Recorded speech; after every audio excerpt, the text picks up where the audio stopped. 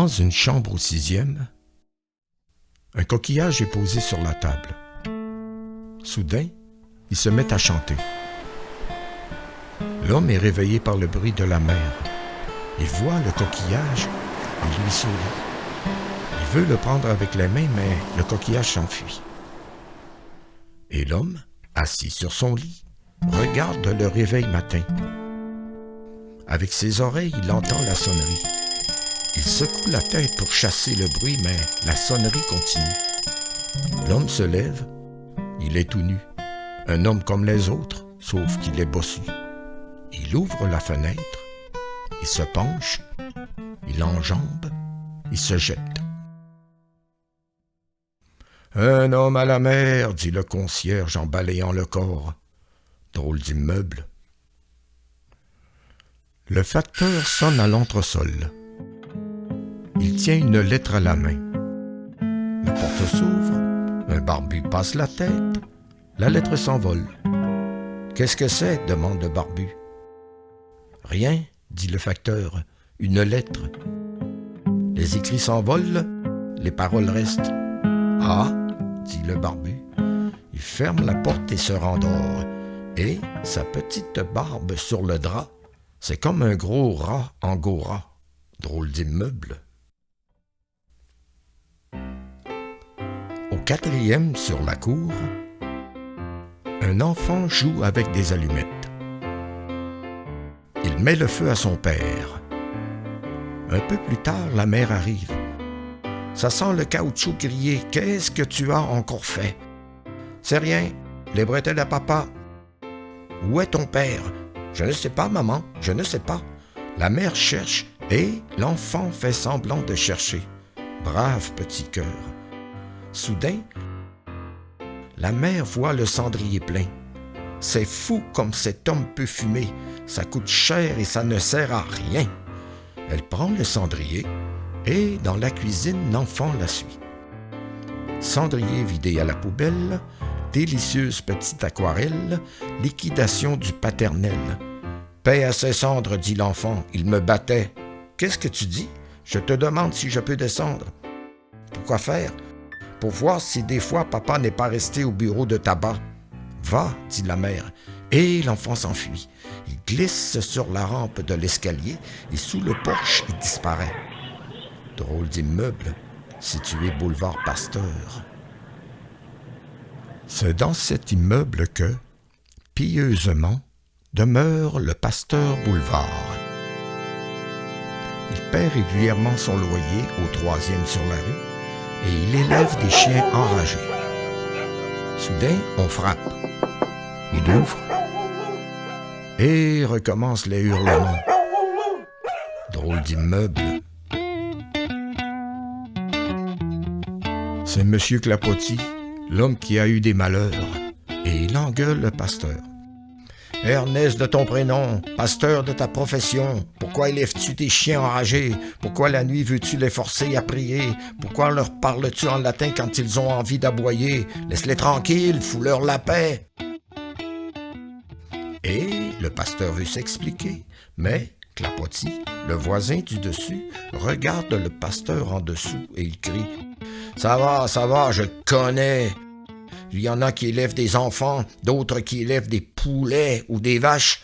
Moi, j'élève la voix. » Et il recommence à gueuler. « J'élève aussi des cochons d'Inde. Mais vous pouvez fouiller partout, pasteur, puisque c'est votre métier de fouiller dans les intérieurs. Jamais vous ne les trouverez. Je les élève avec du son, je gueule. Plus je gueule, plus ils grandissent. Et quand ils sont grands, ils s'en vont à l'anglaise comme la pomme. Et, des Indes quelquefois, je reçois une carte postale. Cher papa, nous allons bien. Lettre qui suit. Signé cochon numéro 2, cochon numéro 3. Mais la lettre ne suit pas.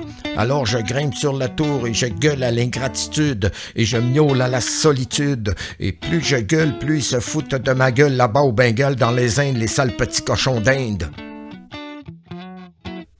Mais on demande le pasteur pour un mariage. Il s'excuse, se cure les oreilles, prend son chapeau et s'en va, laissant là le voisin du dessus, sans dessus-dessous, et qui pleure. Drôle d'immeuble.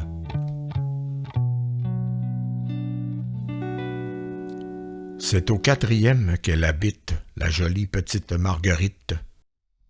Mais son mariage ne se fera pas. Et lorsque le pasteur, sourire aux lèvres, pénètre dans l'appartement, il se trouve en présence de la vraie pâleur de cire dont il est question dans tant de romans. Comme des factionnaires devant leur guérite, le papa et la maman sont plantés devant Marguerite et ils sont tout à fait blancs. Marguerite, plus blanche encore, berce dans la corbeille de mariée un nouveau-né fraîchement mort. Drôle d'immeuble. L'homme qui s'est jeté par la fenêtre en cherchant le bruit de la mer, c'était le père. Enfin, celui que la jeune fille aimait. Il s'appelait Lagardère parce qu'il était bossu. De son métier, il était jardinier, qu'on disait. Mais entre ce qu'on dit et ce qu'on sait, il y a un monde. C'est dans ce monde que le bossu vivait. Et le soir d'orage, un vrai soir d'orage avec foudre tombant sur l'église et traversant le verre à Bordeaux sans brûler les doigts du poteau. La foudre, quoi, l'orage. Pas la goutte militaire, la foudre, bref. Le soir d'orage où Marguerite vint dans la chambre du bossu. Quel beau soir, vraiment. Chez les voisins du dessus, partis, on ne sait où, depuis longtemps. Il y avait un personnage tout noir qui jouait du vas-y-voir au fond d'une malle dans les bas-fonds de l'appartement. Et le bossu reçut Marguerite, la nuit, comme on reçoit le jour, une lettre d'amour. Il n'osait pas la décacheter. Cependant, tendrement, sournoisement, rageusement, quelqu'un sur le palier sanglotant les épiait. Et par la porte par mégarde encore entrebâillie, couvrait Marguerite des yeux tout en la dévorant du regard. Quelqu'un, c'était Azor, le chien modèle Azor, le modèle des chiens de la meute au pasteur, le bibi, le bienheureux Azor, comme l'appelait le grand sermonneur qui, devant l'Éternel, était aussi un grand bégayeur, et qui aimait à préciser, le bienheureux Azor, plus humain que le plus humain des humains. Il lui manque que la parole divine, bien entendu, du. Comment aurait-il pu savoir, le bienheureux pasteur Boulevard, que le malencontreux et malcontent Azor, tout comme le bossu, portait Marguerite dans son cœur? Et, ailleurs, bref, les deux soupirant chacun sur une chaise, échangeaient des idées dans l'obscurité. « Oh, disait le bossu, si j'avais une théière et des petites cuillères, je vous ferais du thé. » Il tournait autour de la théière sans oser aborder le grand sujet. Mais il n'y avait pas de théière. La conversation languissait. Alors, il se mit à lui raconter l'histoire d'un très ancien arrière-arrière-grand-père héréditaire, petit bossu de la rue Quincampoix. Est-ce vrai qu'il va y avoir la guerre? Aimez-vous les cravates à pois? Moi, j'ai peur des souris. Et moi, j'ai peur des rats. Comme ça se trouve, mon fiancé est barbu. Jamais je ne pourrai l'aimer. C'est affreux, une barbe. J'ai horreur des infirmités. Merci, dit le bossu. Pourquoi? Pour rien.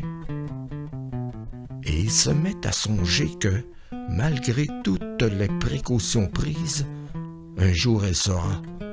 toutes les précautions prises. Par exemple, se montrer toujours de face, donner de l'argent au concierge pour qu'il se taise et porter un grand par-dessus réglaine de coupe anglaise. Il souffre le bossu. Il voudrait lui dire « J'ai une bosse, aime-moi quand même, aime-moi autant, aime-moi davantage. » Mais toujours sur les images, le Cupidon est joufflu, rarement bossu. « Vous avez une belle voix, dit Marguerite, surtout quand vous vous taisez. » Elle rapproche sa chaise. La chaise grince. Sa voix tremble. Le bossu chante et lui prend la main. « Moi aussi, Marguerite, j'ai horreur des infirmités. Comme on s'entend bien. » Il se touche la main et la foudre, qui sans doute avait oublié quelque chose, la foudre revient. Elle déshabille complètement Marguerite, pauvre petite, et ne laisse au bossu qu'un lambeau d'étoffe, juste de quoi lui cacher la bosse. Et le bossu hurle à l'amour, et le malheureux hasard à la mort.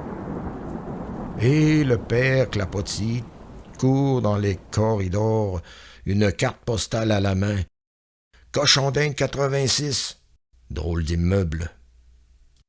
Soudain, il voit Azor, la gueule pleine d'écume et de cris et de fleurs et qui pleure, et tous les malheurs des pauvres chiens collés sous la pluie pleurent avec lui. Drôle d'immeuble, je vous dis, drôle d'immeuble. Le mariage est manqué. Le pasteur perd sa journée. Mais la porte s'ouvre et c'est l'entrée du fiancé. Le barbu qui s'est fait beau. Il a des fleurs à la main, mais elles sont beaucoup moins belles que celles du chien. Il est protestant, le barbu. C'est pour ça que le pasteur devait faire l'affaire du mariage. Vous, ici, dit Marguerite, n'avez-vous pas reçu ma lettre? Les écrits s'en vont, les paroles restent. Un jour, vous m'avez dit « je t'aime », dit le barbu avec un sourire fringant. Soudain, il voit la mère, le père, le berceau et l'enfant, et sa barbe tremble, et ses mains sont moites. Dans ma lettre, je vous disais vos 4 vérités. La première et les 3 autres. Regardez de tous vos yeux si vous en avez assez pour voir. Regardez, dit Marguerite, couché sur les petites cuillères en vermeil, vautré sur les montres en or, l'enfant mort. Ce n'est pas vous le père, ni moi non plus, puisque je suis sa mère. Alors n'en parlons plus. Je vous le donne. C'est mon cadeau de noces. Mais la porte s'ouvre une fois de plus. Drôle d'immeuble. Le chien entre, et d'un coup d'œil de chien, il réalise la situation. Il laisse tomber ses fleurs sur le tapis et comprend que tout est fini. Il n'est pas seulement fou de rage, ce bon chien de patronage, mais aussi d'amour, de misère et de jalousie. Il bondit et le voilà qui court autour de la pièce en hurlant. Il a un os dans la gueule, mais la viande de l'os gueule aussi, c'est la viande du barbu. Elle est attachée à l'os, la viande du barbu. Il ne sait pas le nom de l'os, le barbu, mais il sait qu'il est à lui, l'os de sa jambe à lui. Et l'os craque, et toute la viande, toute la tête du barbu craque avec lui. Et voilà que ça recommence les cris. Drôle d'immeuble. « Tiens-toi tranquille, Azor, dit le pasteur. Tu vas faire pleurer notre Seigneur. » Mais notre Seigneur, pour Azor, c'est un nom à coucher dehors. Pour moi aussi d'ailleurs, dit le facteur qui entre en souriant. J'ai retrouvé la lettre. Il la tient à la main et garde son képi sur la tête. Mais Marguerite, sur la pointe des pieds, s'est sauvée. Elle monte 4 à 4 l'escalier. Elle entre dans la chambre où vivait celui qui s'est tué. Et le réveil matin, le réveil de son amant, lui sonne sa dernière heure tendrement. Elle se jette à son tour. Un cœur à la mer, dit le concierge, et il balait le corps. Soudain, les hurlements redoublent. Le pasteur arpente la cour de ses longues jambes effilochées, aboyant à la lune, au soleil, aux étoiles et à l'obscurité. « Décidément, dit le concierge, ils sont tous enragés. Drôle d'immeuble. Et si ça continue, je vais déménager. »